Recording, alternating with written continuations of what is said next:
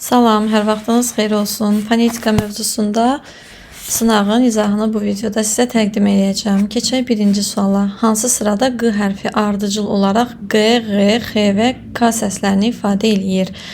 Demək, qiyamət sözündə G səsini ifadə eləyir. Uşaq, oyuncaq. Burada özündən sonra sait gəldiyi üçün G, G-yə keçəcək. Demək, növbəti 9 sözündə qoşa qılardan birincisi K, ikincisi Q olacaq. Deməli G, G, burada X, üçüncüsü uyğun gəlmədi. Çünki burada K olmalıydı və deməli bu variant bizə uyğun deyil. Demək, növbəti varianta keçək. Qaranlıq, rəqs, balıq sözlərinə baxırıq. Sözün əvvəlində G olduğu kimi qalır. Sonra söz sonunda G, X-yə keçəcək. Qaranlıq. Deməli G, X. Burada da ardıcılıq pozuldu. Növbəti variantda qayıq, bulaq suyu, şəfəq. Qayıq sözündə əvvəldə G olduğu kimi qalır. Söz sonundakı G, X-yə keçəcək. Demək, yenə də ki, buradakı ardıcıllıq pozuldu. Növbəti variantda qara sözündə söz əvvəlində G olduğu kimi, quş sözündə də olduğu kimi, deməli G, G gəldi və bizə bu lazım deyil. Növbəti varianta baxaq. Qonaq olmaq, üfüq. Qonaq sözündə əvvəldə gələn G olduğu kimi qalır. Qonaq olmaq özündən sonra sait gəldiyi üçün G, G-yə keçəcək. G, G. Olmaq söz sonundakı X, G, X-yə keçir və üfüq sözündə də K səsini verir. Demək, düzgün cavabımız Y variantıdır. Növbəti suala baxaq. Yazıldığı kimi tələffüz olunmayan müxtəlif cinsli qoşa samitli sözün işləndiyi cümləni müəyyən edin. Yazıldığı kimi tələffüz olunmayan müxtəlif cinsli qoşa samitli söz. Gəlin burada birbaşa cavaba Y variantına baxaq. Nəhəng buxar maşınında problem yaranmışdı. Burada müxtəlif cinsli qoşa samit var. N, G. Yazıldığı kimi tələffüz olunmur. Çünki özündən sonra buxar sözü gəlib, buxar sözü də samitlə başlayır. Deməli, buradakı G, K-yə keçəcək. Nəhəng buxar maşını. Ona görə olacaq cavabımız Y variantı. Üçüncü suala baxırıq. Biri düzgün yazılmayıb. Deməli, transavrasiya. Deməli, buradakı morfem özündən sonra xüsusi isim gəldiyi üçün defislə yazılacaq sözə və növbəti söz böyük hərflə. Bu düzgündür. Superdövlət düzgün yazılıb. Transmilli. Burada defislə yazılmamalıdır. Çünki bu trans morfemi özündən sonra gələn sözə bitişik yazılır.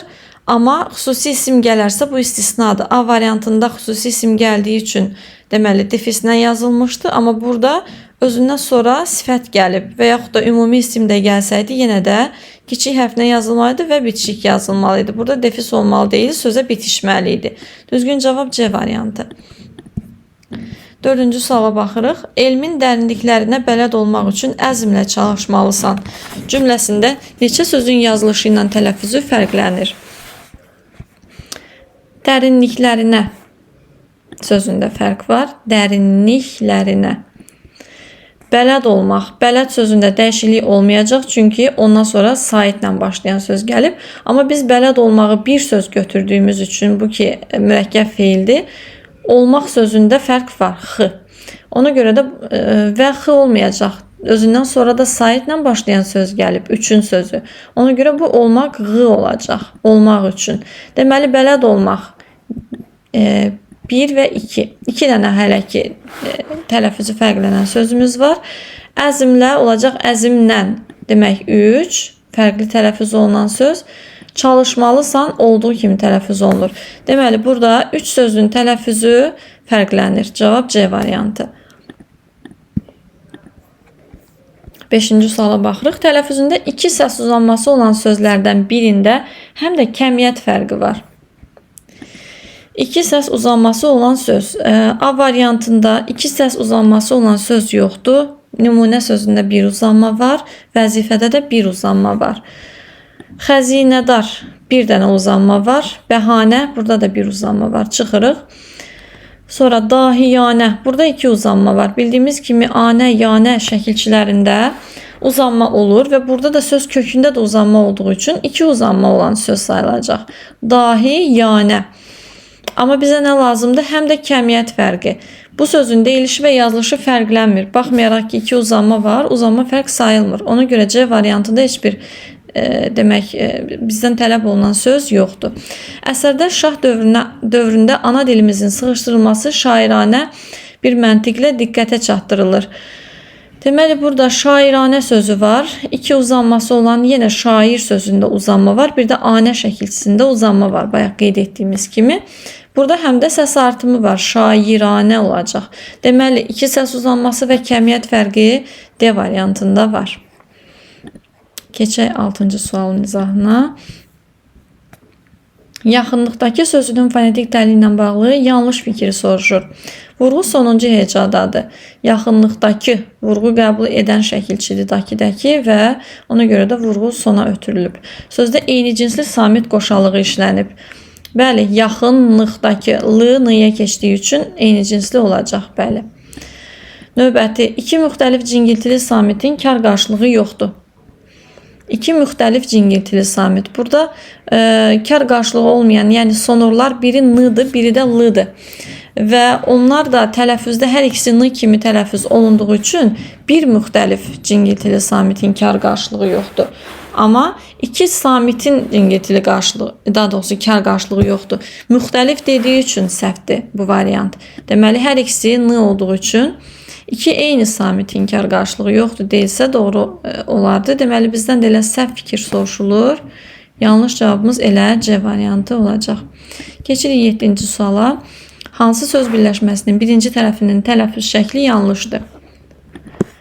Deməli, B, C, D, G samitləri söz sonunda karlaşır. Müstəqil tələffüz olunanda karlaşır. Bir də özündən sonra samitlə başlayan söz və ya şəkilçi gələndə karlaşır. Burada da kötük sözü samitlə başladığı üçün ağac kötüyü. Deməli, düzgün cavab elə A olacaq. Ağac kötüyü olmalıydı. Baxın, süd arxı olduğu kimi, gənc adam olduğu kimi, corab sapı. Burada zaten özləri elə karlaşdırıb yazıblar tələffüzünü, ona görə yanlış yoxdur. Nəhəng ayı burada da sait gəldiyi üçün dəyişiklik yoxdur. Cavabımız A variantı olacaq. 8-ci suala baxırıq. Hansı sözdə səslərin sayı hərflərdən çoxdur? Burada ənin biri düşür, digəri uzanır, c-lar olduğu kimi qalır, l olur, nən.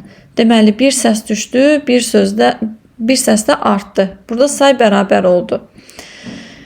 Aidiyyət. Burada bir y əlavə olunacaq. Burada da iyyət şəkilçisində y-ların biri düşəcək. Ona görə də bir düşmə, bir artma bərabər olacaq.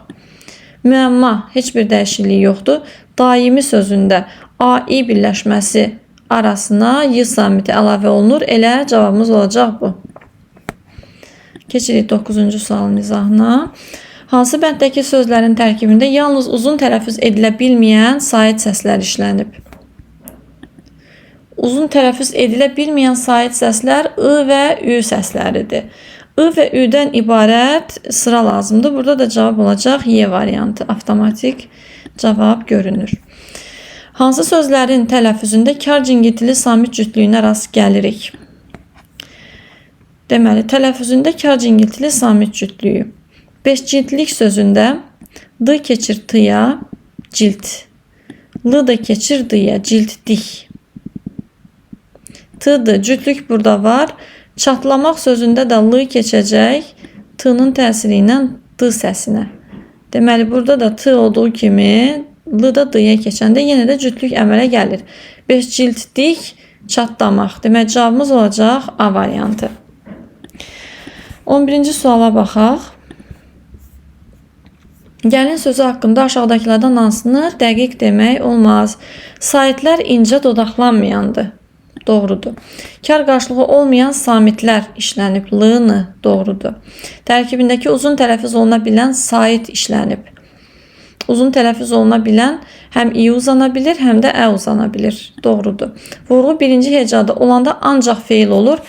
Əmr şəklində gəlin feili kimi düşünmək olur. Amma həm də gəlin ismini xitab kimi işlətsək, onda da vurğusu əvvələ gələcək. Çünki vurğu ilə bağlı qaydalarda buna diqqət yetirək ki, sözlər xitab kimi işlənəndə vurğusu bir və ya iki heca əvvələ keçir. Burada da gəlin sözünün isim kimi vurğusu sonda olmağına baxmayaraq, söz cümlədə xitab olduğu zaman vurğu bir heca əvvələ keçəcək.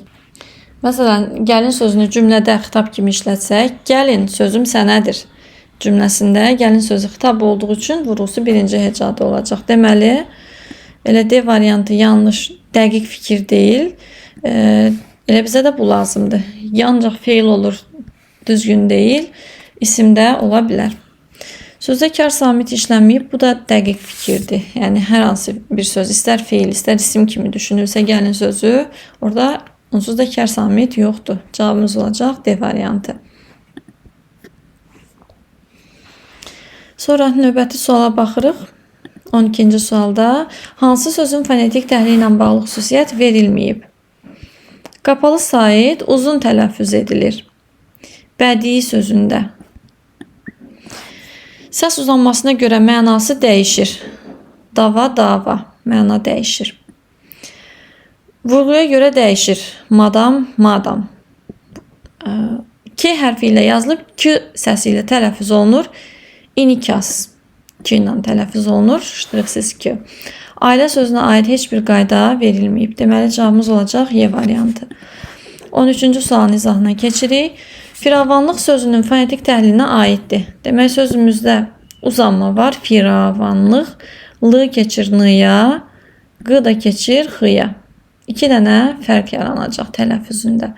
Demək, söz kar samitlə başlayıb, kar samitlə bitir. F ilə başlayır, x ilə bitir. Doğrudur. Bizə lazımdır düzgün fikirlər təhlilə aid. Deməli, biri götürə bilərik. Bir olmayan variantları çıxaq. Sözdə qarşılığı olmayan 3 samit səs var. R, n, n. Qarşılığı olmayan 3 samit. Doğrudur. Deməli, 2 də düz cavabdır. C-ni də çıxırıq. Sözün tərkibində kəmiyyət dəyişikliyi baş verir. Kəmiyyət yox, keyfiyyət dəyişikliyi var. Səs başqa səsə keçir, amma səs artımı və ya səs düşümü yoxdur. Deməli, 3 səhvdir. 3 zaten yoxdur. Bizdə qalan variantlarda saitlərdən yalnız biri açıq, incə, dodaqlanmayandır. Açıq, incə, dodaqlanmayan. Burada incələrdən bir dənə i saiti var. O da qapalıdır. Deməli, 4-cü fikir yanlışdır. Bunu da çıxırıq. 5-ə baxırıq. Sözdə kar cingiltili samit cütlüyü var. F, v cütlüyü var. Yanaşı gəlməyib, amma sözün içərisində var. Deməli, 1, 2, 5 doğru cavab olacaq. 14-cü sualın izahına baxaq. Yuvarlanmaq və yerli yataqlı sözlərinin fonetik təhlilində fərqli cəhətləri seçin. Deməli, burada L keçəcək R-ya, N keçəcək M-ya, Q da keçəcək X-ya. 3 dənə fərq var. Yerli L-R-ya keçəcək, yataqlı sözündə də Q-X-ya keçəcək. 2 dənə fərq. Burada var, 3 dənə burada. Təhlilindəki fərqli cəhətləri bizdən soruşur. Sözdə L səsi yoxdur. Baxaq, sözdə L səsi varmı? Yuvarlanmaq. Burada yoxdur. Yerli, yataqlı sözündə ikinci tərəfdəki sözdə var. Deməli, L yoxdur, birinə aiddir, birinə yox. Ona görə fərqli cəhət götürülə bilər. Bir doğru.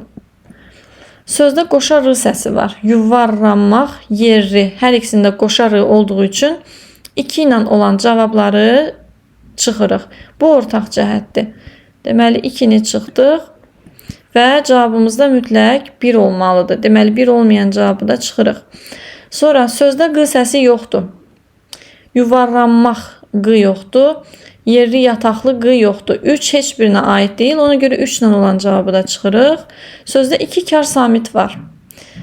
Yuvarlanmaqda sadəcə bir X var. Kar samit. Yerli, yataqlı sözündə T, bir də X. Deməli, 2 kar samit olması birinə aid cəhət olduğu üçün fərqli cəhət kimi götürülə bilər. Deməli, olacaq 4 cavabların içində. 1-5-i avtomatik çıxacaq. Deməli, 5-ə də baxaq. Cingiltili samitlər kar samitlərdən çoxdur. Bu, hər ikisinə aid ortaq cəhətdir. Ona görə 5-i də götürə bilmərik. Cavabımız olacaq 1 və 4. 15-ci sualın izahına baxaq. Çatdır feilinin fonetik təhlilinə aiddir. Vurğusunu ilk hecada düşünmək olar. Çatdır. Feilindən söhbət gedir. Diqqətlə baxaq. Çatdırmaq feili vardır. Burada leksik şəkilçidir. tərkibə görə təhlil eləyək ki, fonetik təhlilində də çaşmayaq. Çünki bu söz iki cür düşünülə bilir. Çatdırmaq feili kimi dır leksikdir. Bir də çat ismi və dır xəbərlik şəkilçisi kimi ola bilər. Amma bizə feil dediyi üçün çatdır feilini düşünəcəyik. Çatdır feilinin tələffüzü olduğu kimidir. Çatdır. Amma çatdı ismi tələffüzdə r-nı itirəcək. Çünki xəbərlik şəkilçisində, dır xəbərlik şəkilçisində tələffüzdə r samiti düşür. Feil kimi dır leksik şəkilçi olanda, feilin içərisində olanda dır olduğu kimi tələffüz olunur. Demək, tələffüz formasında dır əgər olduğu kimi verilsə, bilin ki, bu xəbərlik şəkilçisi deyil, leksik şəkilçidir. Qrammatik şəkilçi olanda d kimi tələffüz olunur. İndi söhbət feildən gedir. Vurğusunu ilk hecada düşünmək olar. Xeyr, bunu isim kimi vurğu ilk hecada düşünülə bilər. Çünki dır xəbərlik şəkilçisi olanda vurğu qəbul eləmir. Amma leksik şəkilçi olanda vurğu qəbul eləyir. Deməli, feil kimi vurğu ikinci hecada olacaq. İlk hecada düşünmək olmaz. Çatdı kimi tələffüz olunur. Bu çatdı, bu isim formasıdır. Bizdən feilini soruşur. İndiki zaman şəkilçisi tələffüzdə dəyişmir. Burada zaman şəkilçisi yoxdur, ümumiyyətlə dır leksik şəkilçidir. C samitinin cingiltili qarşılığı işlənib. C özü cingiltili samitdir. Onun cingiltili qarşılığı deyirsə, ümumiyyətlə variant səhvdir. Sözdə keyfiyyət dəyişikliyi baş vermir. Düz deyir, çatdır feili necə yazılır, elə də deyilir.